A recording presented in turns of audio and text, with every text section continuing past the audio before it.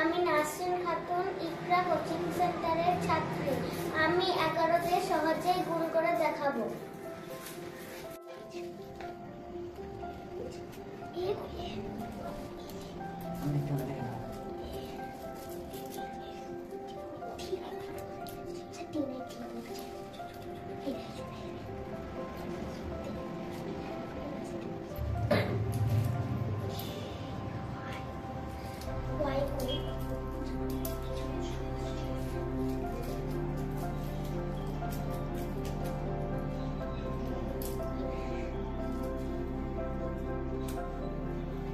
আচ্ছা নাসরিন, তুমি সহজে 11 দিয়ে কিভাবে গুণগুলো করছো?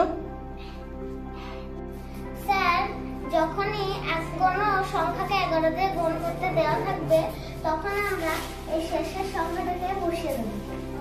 তারপরে এই শেষের সংখ্যাটার সাথে এই আগের সংখ্যাটা যোগ করব।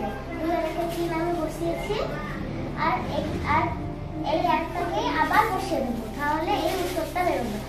Good, very good.